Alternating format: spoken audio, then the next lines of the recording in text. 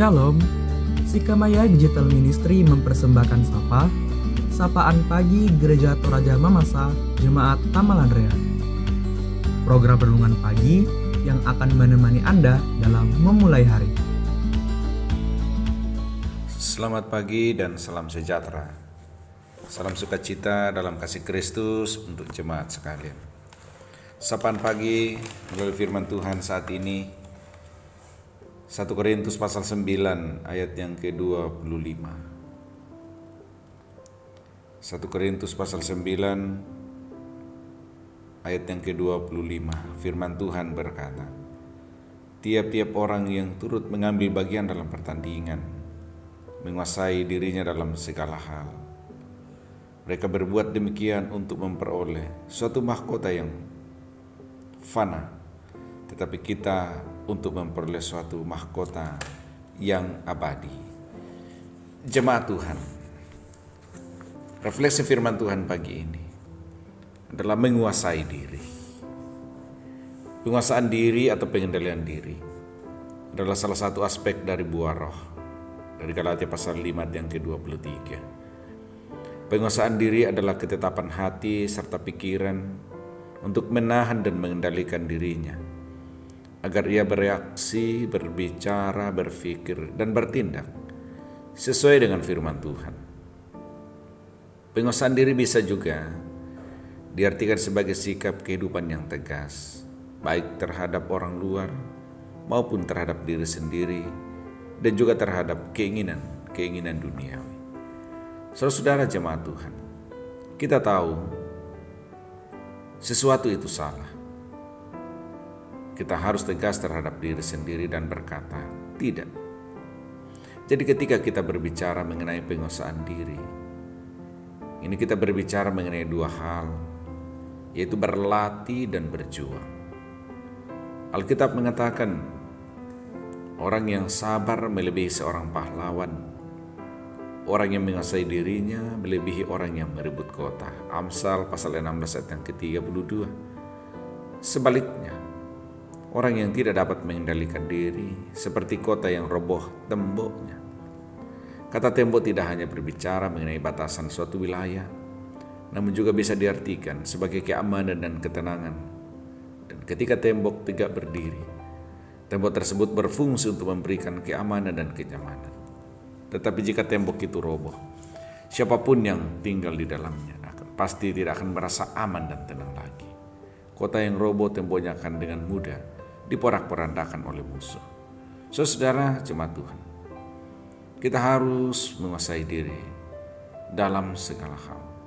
Sebab itu akan menjadi tembok yang kokoh bagi kehidupan kita untuk tidak hancur dan porak-poranda oleh berbagai sikap duniawi yang menjerumuskan.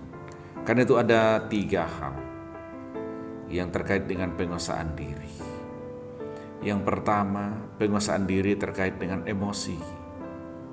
Jika emosi seseorang tidak terkendali, akan menimbulkan pertengkaran. Si pemarah menimbulkan pertengkaran, dan orang yang lekas gusar banyak pelanggarannya. Kata firman Tuhan dari Amsal pasal 29 ayat yang ke-22. Kemudian yang kedua, penguasaan diri dalam hal ucapan. Menguasai diri dalam hal ucapan adalah penting sekali. Karena barang siapa tidak bersalah dalam perkataannya, ia adalah orang sempurna yang dapat juga mengendalikan seluruh tubuhnya. Yakobus pasal 3 yang kedua. Karena itu saudara, hendaknya ucapan kita atau perkataan kita sesuai dengan firman Tuhan. Perkataan yang membangun, perkataan yang bermanfaat untuk kehidupan orang lain. Kemudian yang ketiga, penguasaan diri kita harus mampu dalam hal hawa nafsu. Ingat, hawa nafsu yang tidak terkendali juga dapat berakhir dengan perbuatan dosa. Karena itu saudara, matikanlah dalam dirimu segala sesuatu yang duniawi. Jemaat Tuhan, ini refleksi firman Tuhan. Karena kita belajar untuk menguasai diri dalam 3 hal. Dalam hal emosi, dalam hal ucapan, dalam hal hawa nafsu. Jika ketiga hal ini bisa kita kuasai, ibaratnya kita masih memiliki tembok yang kokoh yang akan membentengi kehidupan kita dari berbagai ancaman kehancuran yang diakibatkan oleh ketidakmampuan kita, oleh kelalaian kita menjaga emosi, menjaga ucapan, menjaga hawa nafsu. Tuhan Yesus memberkati Bapak Ibu jemaat sekalian. Mari kita berdoa. Bapa di sorga Tuhan Yesus, kami bersyukur pagi ini karunia-Mu bagi kami.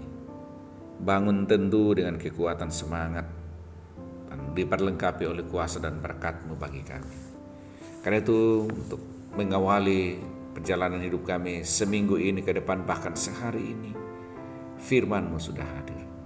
Karena kami mampu melakukan firman-Mu, menguasai diri dalam berbagai hal, dalam hal emosi, dalam hal perkataan, dan juga hawa nafsu.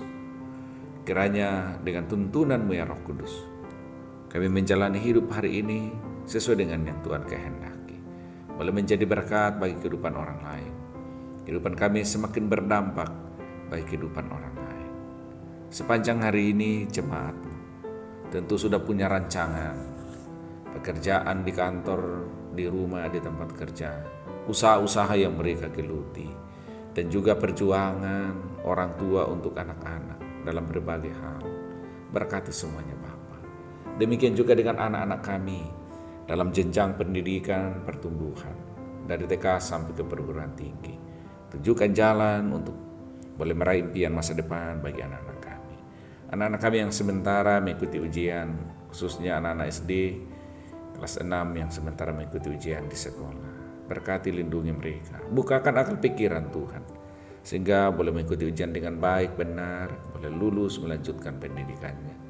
Kami berdoa untuk jemaat-Mu yang sakit, yang sementara dirawat di rumah sakit maupun di rumah. Orang tua kekasih Florin, Ishak Toding sementara dirawat di rumah sakit PCC.